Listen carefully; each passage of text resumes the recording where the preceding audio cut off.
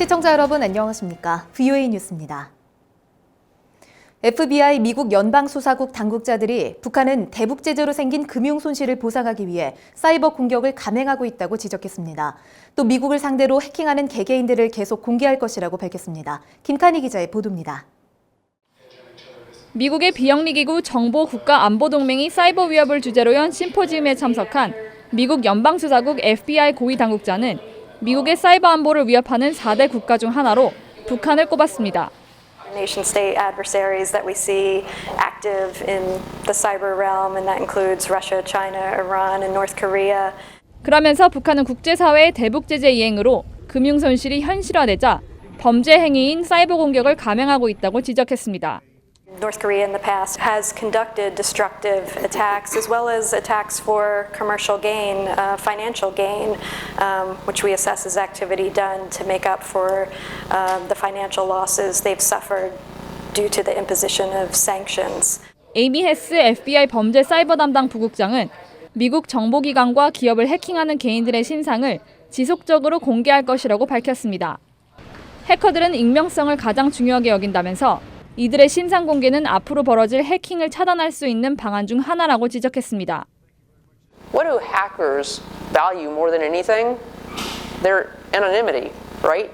Their freedom to do whatever they do. If we out them and we identify them, we've just basically took away that thing of value to them. 헤스 부국장은 그러면서 지난해 FBI가 미국 소니 영화사 해킹과 워너크라이 랜섬웨어를 공격한 혐의로 기소한 박진혁의 신상을 공개했던 점을 강조했습니다.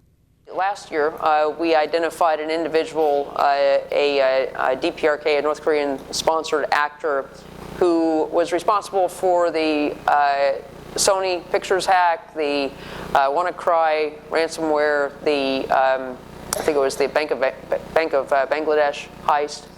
헤스 부국장은 또 해커들의 배후에 있는 특정 국가를 확인할 수 있으면 미국은 해당 국가에 대한 제재 등 취할 수 있는 많은 옵션이 있다고 밝혔습니다. VOA 뉴스 김칸입니다. 북한이 유엔에 제출한 보고서를 통해 유엔 안보리 등 국제사회의 대북 제재가 북한 인권 상황 개선의 장애물이라고 주장했습니다.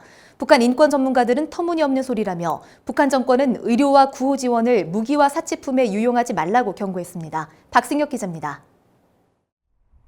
북한 당국이 다음 달로 예정된 유엔 인권이사회의 국가별 정례 검토 UPR을 위해 제출한 자체 인권 보고서입니다. 북한은 이 보고서를 통해 가장 심각한 장애물과 도전은 인권에 반하는 유엔 안보리 제재와 일부 국가의 잔혹하고 일방적인 제재라고 주장했습니다.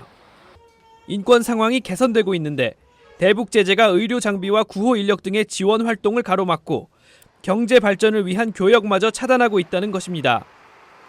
인권 전문가들은 터무니없는 소리라며 비판했습니다. 로버트 킹 전 국무부 북한 인권특사는 잇따른 자원 배분과 정책 실패로 북한 정권이 국민을 굶주리게 했다고 지적했습니다. The North Koreans had problems with providing their population with food, with adequate medicine long before there were ever sanctions in place on North Korea. 또 북한이 정말 자국민들을 돕고 싶다면 국제사회의 지원이 무기 개발로 유용되지 않을 것이라고 약속해야 한다고 강조했습니다. If the North Koreans will come up with a way that says if you lift sanctions, we will provide you assurance that the funds will not go into nuclear and missile programs. 정작 북한이 자국민의 불행과 관련해 진짜 중요한 사실을 보고서에서 의도적으로 뺐다는 지적도 나왔습니다. 대표적 인권 유린 장소인 정치범 수용소에 가둔 사람들에 대한 처우가 보고서에서 누락됐다는 것입니다.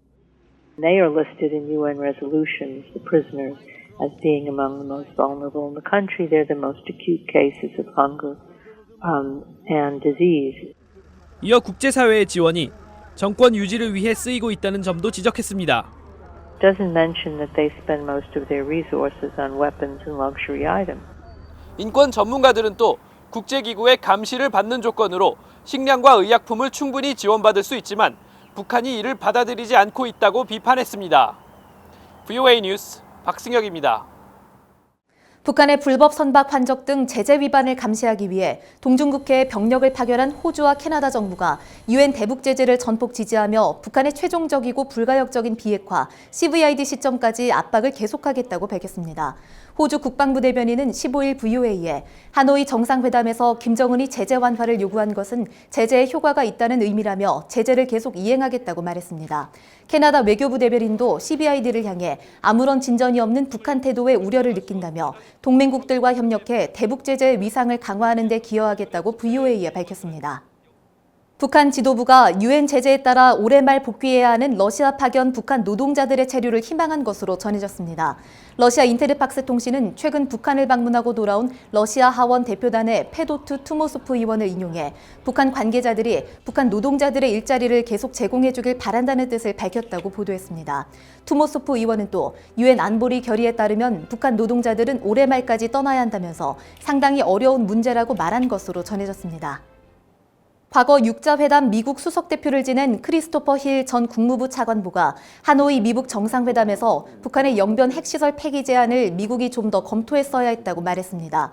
힐 전 차관보는 16일 서울에서 열린 토론회에서 자신이라면 모든 핵시설 목록을 작성하고 영변 폐기의 정의가 무엇이냐고 물어보는 등 매우 구체적으로 대화했을 것이라고 말했습니다. 또 북한이 약속을 제대로 이행하지 않으면 미국은 얼마든지 다시 제재를 부과할 수 있다면서 한 번의 큰 도약으로 문제를 종결하는 것보다 작은 걸림돌들을 하나씩 제거하는 게 낫다고 주장했습니다. VOA 뉴스 마칩니다. 시청해주신 여러분 고맙습니다.